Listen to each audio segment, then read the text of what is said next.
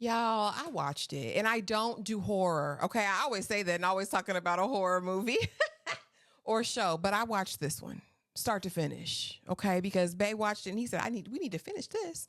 I was going to just try to watch the first 4 episodes and, give that to y'all, but no. Also, if you guys are new here, my name is Ashley and this is My Sweet Perspective, where I give my take on all things TV and movie related. Y'all, I'm here to put you on. Okay. Watch a ton of TV. All right. So if you want to know what's coming out, if you need a suggestion about what to watch, I'm your girl. Hit the like button, hit the subscribe button, hit the notification bell, join the community, become a sweet pea. All right.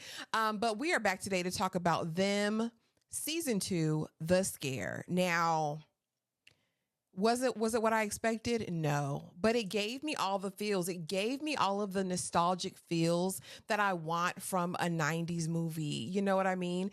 It was definitely giving Singleton vibes. I love the perspective that it was shot in. The cinematography gave poetic justice, moments of whimsy, right? Which are kind of hard to do in a horror movie. But I want to say that the auditions that our main male character was doing definitely gave me Hollywood Shuffle vibes, like, with a bit of a serial unaliver edge. I thought Dahmer, right? That's kind of what it gave. And so I'll try to give you guys a synopsis of the 8 episodes, not super spoiler filled, maybe a few spoilers, because I love spoilers, y'all. Just watch it. Y'all need to watch it. But basically, we open up and it is Detective Dawn's birthday. She's a Black woman that works for LAPD. Okay. She's a detective and she is called to a heinous homicide. Okay. At a foster home where we see the caregiver crumpled up in the cabinet, honey. Shook up, crumpled up, tied up, tangled up. And I'm like, okay. And so we're automatically thinking, all right, well, they kept the kids alive. Okay. It was just this person that was done, right? Bent up. And it really, when they took the person in, they were like, this couldn't have really been done by a human. Okay. Just, it would be a super strong person to have this happen.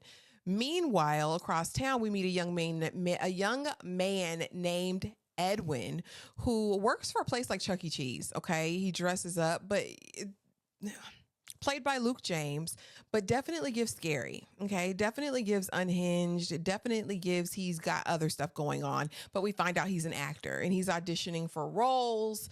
And I loved that moment. Again, it was almost a direct parallel to Hollywood Shuffle starring Robert Townsend, written by Robert Townsend. If you haven't seen it, I need you just to go watch it so that you can laugh your butt off. But the tropes that Black characters get in these roles and how they have to act it out, it was a moment of whimsy, right? But we start to kind of see his shell crack. And throughout the season, I think his progression and his story was the most interesting. It took me about, I want to say I was into the 3rd episode when I realized we're dealing with different timelines. Okay. Because initially you're like, okay, all of these things are happening simultaneously, but they're not. I'd also say if you have not watched season 1, it may be good to watch for a point of reference. I thought that these were going to be completely separate stories, but they did end up being attached, or connected. And I thought that was really interesting. I think that the idea of generational curses and things that follow or come to pass in a bloodline is super interesting, and super interesting in the way that little Marvin approached it in this series, because it's like you can avoid, but that generational trauma, it transcends. You know what I'm saying? We find out a lot of secrets and how it stems back to that original family. And it's like, I am going to be doing a full in-depth live with Tyra over at Struggle Reviews TV on Monday night, where we'll be covering the entire series in and out. And I would love for you guys to join us. But again, for me, again, not being a horror aficionado, I actually enjoyed it. It was a bingeable series for me. Were there moments of opportunity? Yes, but I am glad we didn't get such a racial spin like we did in the first season. Don't get it twisted. The race issues were there because it's 91, Rodney King, all that. That's the backdrop.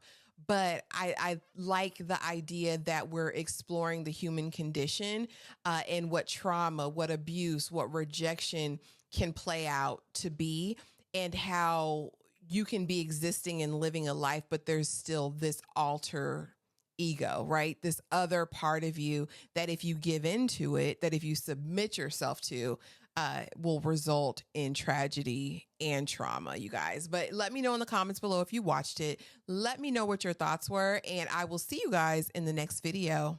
Bye.